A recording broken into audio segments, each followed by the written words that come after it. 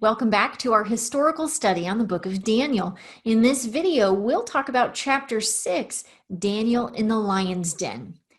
Now, chapter 6 begins under the reign of King Darius. Now, Darius was a Mede. So from chapter 3, we've gone forward to a different empire. We'll come back to chapters 4 and 5 next time.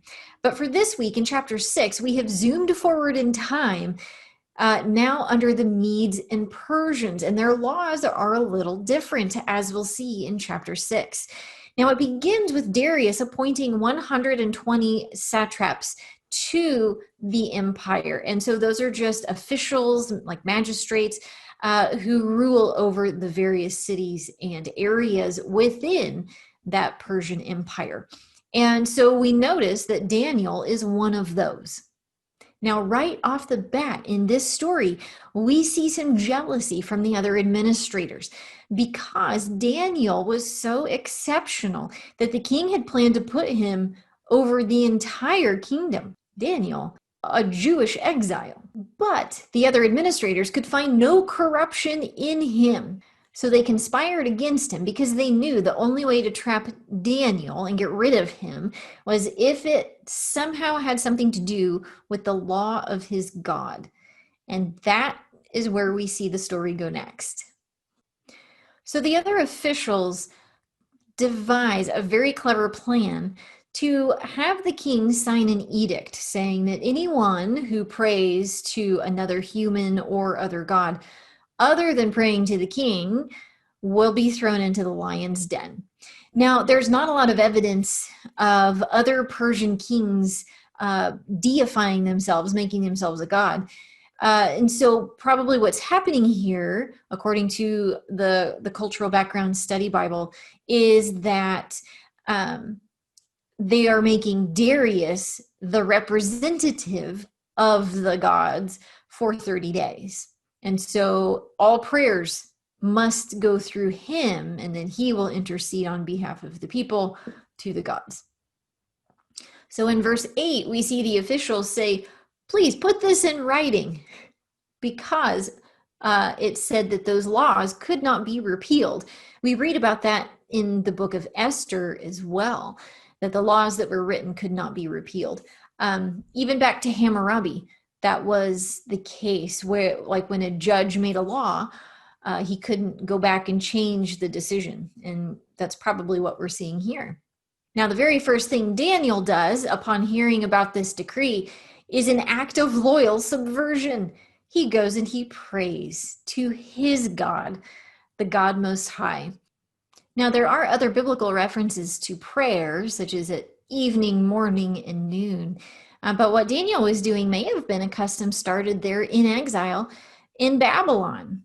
So the officials go back to Darius and tell him what they've witnessed, Daniel praying to his own God.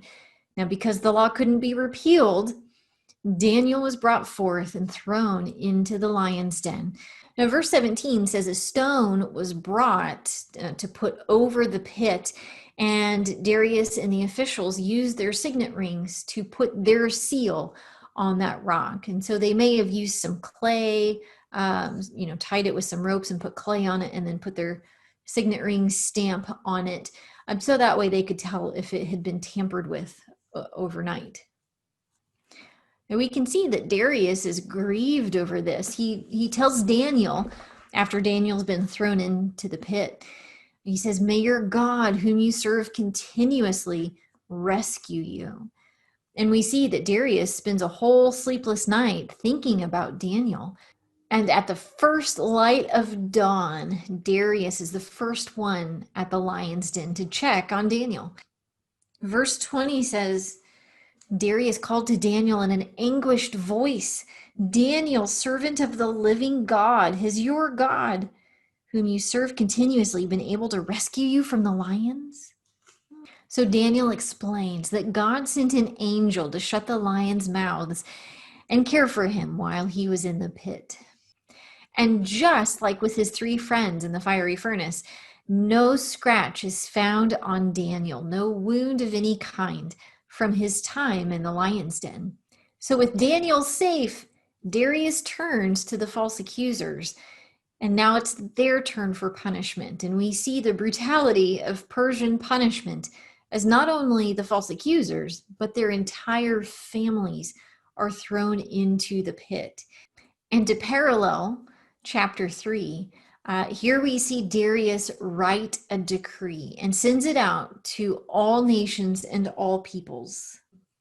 He acknowledges that Daniel's God is the living God who endures forever. His kingdom will not be destroyed. Thinking back to the statue in chapter 2, he has rescued Daniel from the power of the lions.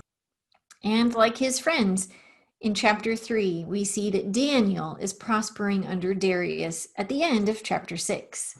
We've now wrapped up parallel chapters 3 and 6, showing Daniel and his friends' subversive loyalty to the Babylonian and the Persian empires, respectively. In the next video, we'll tackle another set of parallel chapters, chapters 4 and 5. We'll see the pride of King Nebuchadnezzar and of his descendant Belshazzar. And then we'll see what happens when God humbles the proud.